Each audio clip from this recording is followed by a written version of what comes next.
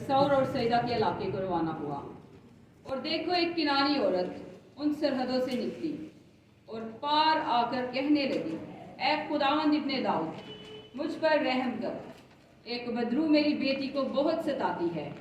मगर उसने उसे कुछ जवाब ना दिया और उसके शागिर्दों ने पास आकर उससे ये अर्ज की कि उसे रुखसत कर दे, क्योंकि वो हमारे पीछे चिल्लाती है। उसने जवाब में कहा कि मैं इस्राएल के घराने की खोई हुई भेड़ों के सिवा और किसी के पास नहीं भेजा गया। मगर उसने आकर उसे सजदा किया और कहा, ऐ खुदावंद मेरी मदद कर। उसने जवाब में कहा, लड़कों की रोटी लेकर कुत्तों को डाल देना अच्छा नहीं। उसने कहा, हाँ खुदावंद, लेकिन कुत्ते भी उन टुकड़ों में से खाते हैं जो उनके मालिकों की मेज से गिरते हैं। इस पर यीशु ने जवाब में उससे कहा कि ऐ औरत, तेरा ईमान बहुत बड़ा है, जैसा तू चाहती है तेरे लिए वैसा ही हो। और उसकी बेटी ने उसी घड़ी शिफा पाई। आमीन। अभी हम एक दुआ करेंगे, खुदा से कहेंगे, आप मेरे पीछे रिपीट करिए कि मैंने तेरे कलाम को अपने दिल में रख लिया है कि मैं तेरे खिलाफ गुनाह ना करूं। आमीन। तो मेरे अजीजों, आज हम जो कलाम सीखने को है वो है ईमान के बारे में। इस औरत के ईमान के बारे में यहाँ बताया गया है कि इसका ईमान कैसा है। तो यहाँ पे अगर हम देखते हैं तो खुदावंद यीशु मसीह जो है वो सौर और सईदा के इलाके में है। अगर हम थोड़ा सा उससे पीछे जाएं तो हमें गनेसरत का जिक्र मिलता है, जहाँ पे खुदावंद यीशु मसीह आते हैं। और जब वहाँ के लोगों को पता चलता है कि खुदावंद यीशु मसीह यहाँ आए हुए हैं, तो वो आसपास के जो गिरदोनुमा के लोग होते हैं वहाँ तक, मतलब जो आसपास के उनमें शहर भी आ जाते हैं, आसपास के लोग भी जो आसपास के गांव होते हैं, आप समझ रहे हैं, वो सब आ जाते हैं। तो जब वो वहाँ पे जाते हैं तो हर जगह पे खबर पहुँचा दी जाती है कि वो यहाँ पे आए हुए हैं।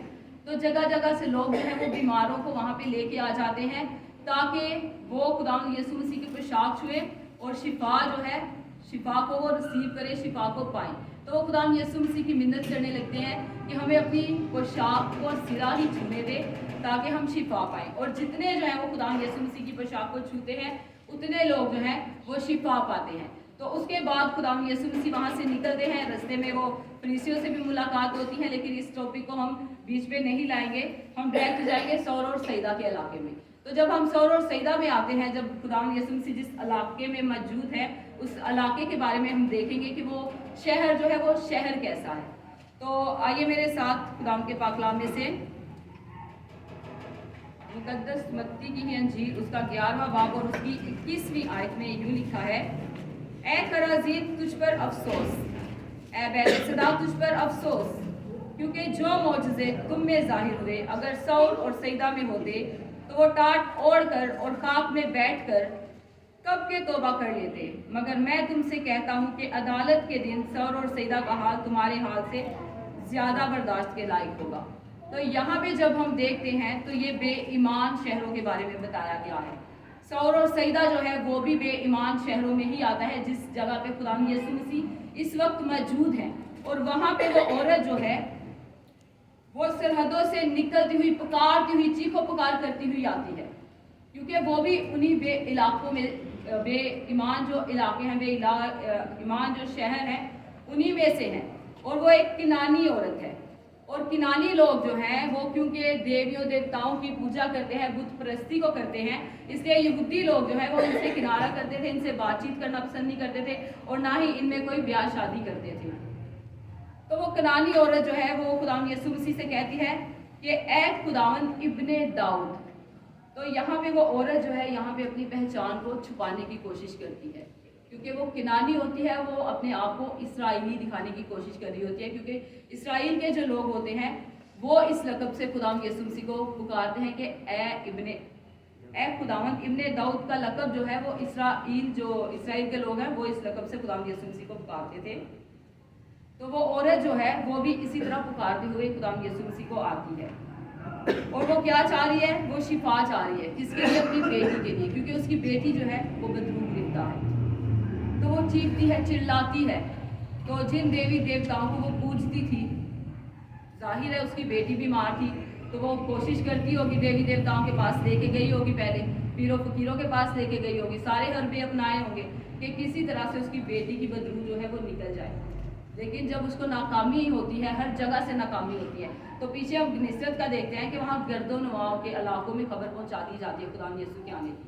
तो जैसे ही खुदाम यीशु मसीह सोर और सैदा के इलाके में पहुँचते हैं, तो वो औरत जो है वो पहचान जाती है खुदाम यीशु मसीह को देख के, तो वो पुकारने लग जाती है कि मेरी बेटी को शिफा दे, चीखो पुकार करते हैं। तो खुदाम यीशु मसीह आगे उससे क्या कहते हैं?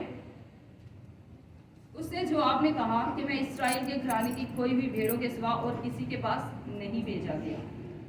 तो यहाँ पे खुदाम यीशु मसीह सिर्फ इस्राएल का जिक्र करते हैं कि मैं उनके इस्राएल के लिए सिर्फ भेजा गया हूँ और तो किसी के लिए भेजा नहीं गया।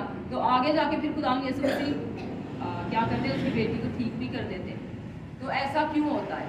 ऐसा इसलिए होता है कि वो औरत जो है वो अपनी पहचान को जाहिर करे, वो ये नहीं दिखाए कि वो यहूदी औरत है, क्योंकि खुदाम यीशु भी यहूदी थे, तो वो अपने आप को इस्राएली दिखा रही थी। तो वो चाह रहे थे कि जो ईमान उसका है वो अपने उसी ईमान पे आए, अपने आप को अपने उसी तौर पे एक्सेप्ट करे, जो हम अक्सर नहीं कर पाते। हम अंदर से कुछ दिखाते हैं और बाहर से कुछ दिखाते हैं, अपनी असली हालत जो है वो सामने नहीं ला पाते। तो खुदाम के कलाम में क्या लिखा है? सच्चाई से वाकिफ हो तो सच्चाई तुम्हें आज़ाद कराएगी। तो जब वो औरत भी अपनी सच्चाई से वाकिफ कराती है खुदाम को, जब खुदाम यीशु मसीह कहते हैं उसको आगे क्या है, मतलब उसने सजदा किया, खुदाम यीशु मसीह जब इस्राएल के बारे में कहते हैं, तो फिर भी वो औरत जो है इग्नोर खुदाम उसको कर रहे होते हैं ना, बात नहीं सुन रहे होते, कहते कि मैं इस्राएल के लिए सिर्फ आया हूँ, तो तुम मेरे पीछे क्यों आती है? फिर जो शागिर्द होते हैं वो भी खुदाम यीशु मसीह से रिक्वेस्ट करते हैं कि ये चीखो पुकार कर रही है, तेरे पीछे आ रही है, तो इसको रुखसत कर। हाँ, तो खुदाम यीशु मसीह फिर भी उसको इस्राएल के लिए बताते हैं कि मैं तो सिर्फ इस्राएल के लिए आया हूँ, तो मैं तेरी बात कैसे सुन लूँ? तो कितनी डिसहार्ट हुई होगी वो ये सुन के कि ये इब्ने आदम, ये शख्स, ये खुदाम यीशु मसीह जो बड़े बड़े मौजज़े करता आया जगह जगह, और मुझे ये जवाब मिल रहा है कि मैं तो सिर्फ इस्राएल के लिए आया हूँ, मैं तेरे लिए कुछ क्यों करूँ? तो फिर भी ये सुनने के बाद भी वो क्या करती है? खुदाम यीशु मसीह के कदमों में आके गिर जाती है। वो ये नहीं करती कि खुदाम ने मुझे ये बोल दिया तो मैं अब चली जाऊँ, मैं खुदाम को बोलना छोड़ दूँ, या मैं चीखना चिल्लाना छोड़ दूँ, या खुदाम से फरियाद करना छोड़ दूँ। वो ये नहीं करती, और ना वो पलट के जाती है, क्योंकि उसको किस चीज़ की ज़रूरत है? क्या चाहती है वो? शिफा। अपनी बेटी के लिए वो शिफा चाहती है, और उसको ये पता होता है अच्छे से कि मुझे वो शिफा यहाँ से ही मिलनी है। जब खुदाम यीशु जो है वो मुझ पे रहम की निगाह करेंगे, वो मुझ पे तरस खाएंगे, तो ही मेरी बेटी जो है वो फ्री हो सकती है। तो फिर वो खुदाम क्या कहते हैं? खुदाम ने उससे कहा, लड़कों की रोटी लेकर कुत्तों को डाल देना अच्छा नहीं। उसने कहा, हाँ खुदावंद, क्योंकि कुत्ते भी उन टुकड़ों में से खाते हैं जो उनके मालिकों की मेज से गिरते हैं। तो यहाँ पे भी हमें यही सीखने को मिलता है कि जब खुदाम यीशु मसीह कुत्तों की मतलब मिसाल उसको दे देते हैं कि कुत्तों को डाल देना रवा नहीं, तो देखिए एक शख्स को अगर उसको इस तरीके से बोल दिया जाए तो उसको कैसा लगेगा? अगर आजकल के दौर में हमें को इस तरह से बिहेव करे तो हम कैसा करेंगे? आगे से उसको ट्रांसफ़र कर देंगे, है ना, कि मुझे क्यों बोला, आप होंगे, ऐसा हम बिहेव करेंगे, मिसबिहेव करेंगे, लड़ाई झगड़ा शुरू कर देंगे। लेकिन उस औरत ने ये सुनने के बाद भी खुदावंद की क्या किया? जान नहीं छोड़ी, पीछे पड़ी रही। फिर भी वो उसने कहा कि खुदावंद, कुत्ते उसी मेज से टुकड़े खाते हैं जो उनके मालिकों की मेज से गिरते हैं। तो आप जानते हैं कि जो खाना बच जाता है वो किस तरह का होता है, जो टुकड़े बच जाते हैं वो किस तरह के होते हैं। कुछ तो ऐसे होते हैं कि जब हमारा पेट भर जाता है तो हम प्लेट के अंदर ही छोड़ देते हैं, और कुछ होता है ज़मीन पे गिर जाए, गंदा हो जाए, उसको टेबल पे ऐसे ही रख दिया जाता है, उसको हम नहीं खाना पसंद ही नहीं करते। तो मतलब ऐसे नवाला खा के छोड़ देना सालन के साथ, कुछ इस तरह का होता है खाने जब खाते हैं। तो उसने कहा कि वो तो तेरी मेज से खाना गिरेगा ना, मैं वो भी खाने के लिए तैयार हूँ, मुझे पूरी रोटी नहीं चाहिए, तू मुझे पूरी रोटी नहीं दे, तू मुझे टुकड़े ही दे दे, मैं उनसे ही गुजारा कर लूँगी, लेकिन तू मुझ पर अपने रहम की निगाह कर, तू अपना फजल जारी कर, ताकि मेरी बेटी जो है वो शिफा हो। तो जब खुदावंद यीशु मसीह उसकी ये बात सुनते हैं कि ये तो जो टुकड़े हैं उनको लेने के लिए भी तैयार है, तो हम आजकल के लोग क्या चाहते हैं? हम टुकड़ों पे गुजारा नहीं करना चाहते, थोड़े में हमारा गुजारा नहीं है। हम खुदावंद से मांगेंगे कोई चीज़ तो हम बोलेंगे कि खुदावंद हमें एकदम ये पूरी चाहिए, हमने मेहनत नहीं करनी, हमें बैठे बैठाए मिल जाए।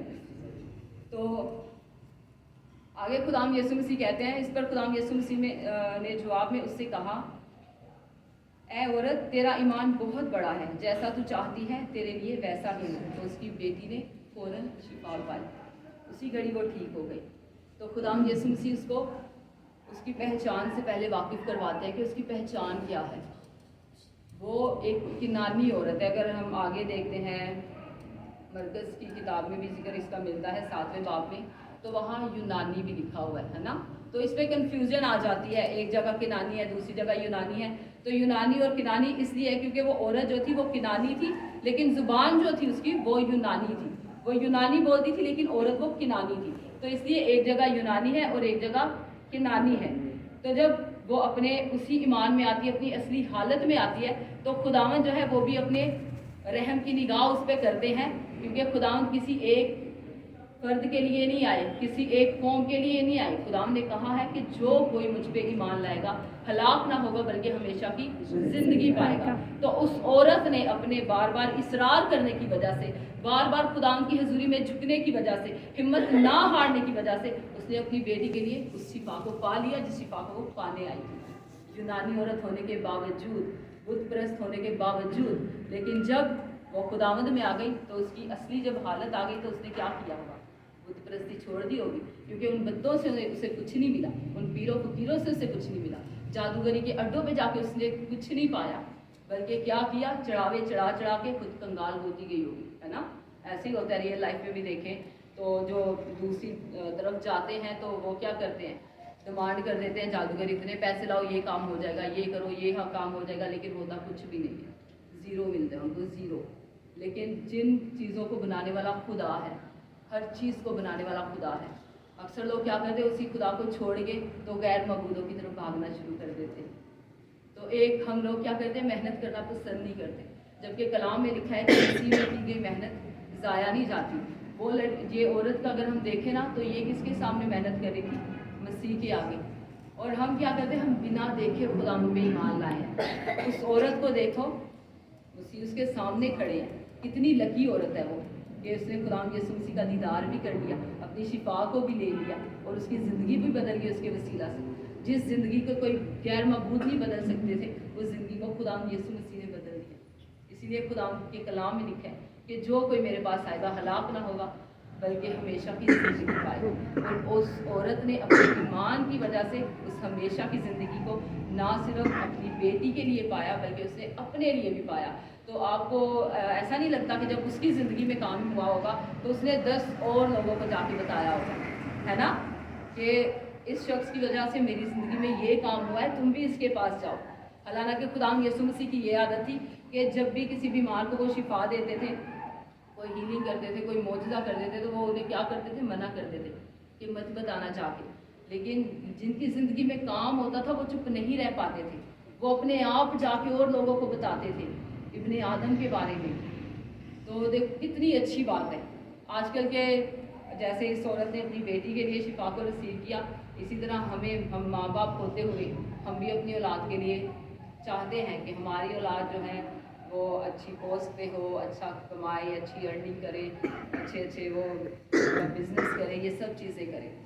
खुदा इससे भी डबल से डबल आपको देता जाता है जब आप आंसुओं के साथ खुदा की हजूरी में बैठ जाते हो, इस बात की जिद लगा के कि खुदा ये औलाद मुझे तूने दिया ना, तो ये तेरी है, इसको मैं तेरे हैंड ओवर करता हूँ। और जब इसको मैंने तेरे हैंड ओवर कर दिया ना, तो मैं अच्छे से जानता हूँ कि तू इसको किसी गलत रास्ते पे जाने ही नहीं देगा, ये तेरा है और तेरे ही पास वापस आएगा। हालेलुया। तो खुदा इस जिंदा कलाम के वसीला से आप सबको बरकत दे।